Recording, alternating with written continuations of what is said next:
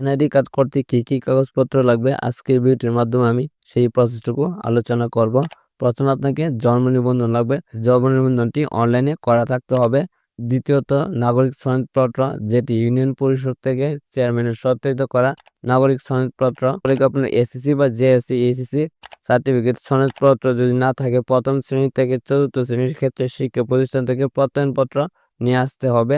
বিবাহিতদের ক্ষেত্রে বিয়ের কাবিননামা বা প্রমাণপত্র, পিতামাতা এনআইডি কার্ডের photocopy, passport, driving licence, train certificate এর থাকে তাহলে এগুলার ফটোকপি দিয়ে নেবেন।